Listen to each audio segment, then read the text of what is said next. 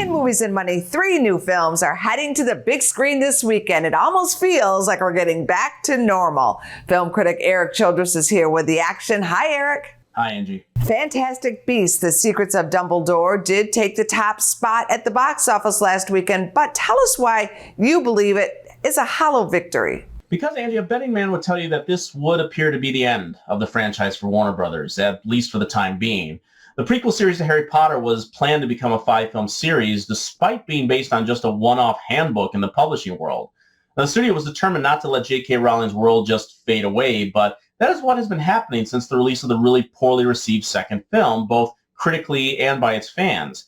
Add on top of that Johnny Depp being fired from the series because of his controversies, which are back in the news. J.K. Rowling can't stop putting both feet in her mouth. And even co-star Ezra Miller was just arrested again in Hawaii this week for disorderly conduct. International dollars managed to get that second film into profit. And now with just a $43 million start, down from $74 and $62 million from the first 2 films, The Secrets of Dumbledore is going to have some trouble recouping its cost, even with a decent worldwide haul.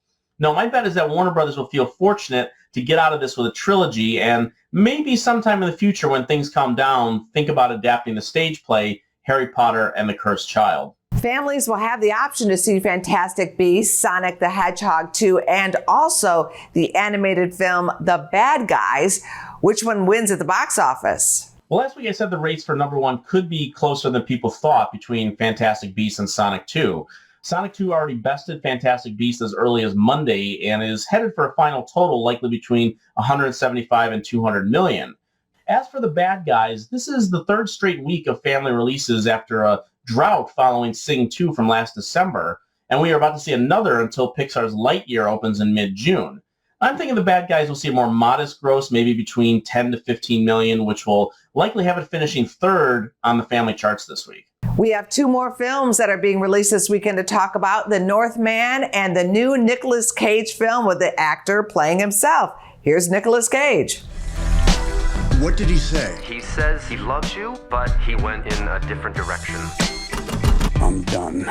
I'm quitting acting. Tell the trades, it was a tremendous honor to be a part of storytelling and myth-making. This film actually looks intriguing. What do you think? Well, we have the unbearable weight of massive talent, which is just being advertised as massive talent in the TV ads, where Nicolas Cage plays a version of himself who ends up being an informant for the CIA when a billionaire drug kingpin wants him there for his birthday party. Now, because of his terrific performance in last year's Pig, critics have begun to embrace Cage's talents again after years of non-theatrical releases. Animated voice work aside, this is Cage's first big theatrical release since 2011's Ghost Rider sequel, so while this film has been getting a nice reception with critics, I'm not expecting big numbers for it. Now, some believe there could be some for Robert Eggers' The Northman, and he's the director of The Witch and The Lighthouse, also critical darlings, and this Viking revenge tale has drawn most of them in again.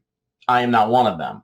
Although I admire the look and some of the violence, I think the film's half-and-half approach to a kind of Conan the Barbarian tale mixed with a morality tale about revenge feels more like a quarter and a quarter. Though the film does get interesting in both those respects in the final third, it wasn't enough to get me completely on board. Focus Features has struggled through the pandemic with none of their films reaching $11 million total. Now, this one could very well do that, and probably a bit more, but I still think this weekend will be led by a Hedgehog and Fantastic Beasts. Great to have 3 new films to talk about this week. Thank you, Erik. Thank you, Angie. Go to businessfirstam.com for where to see our show on TV.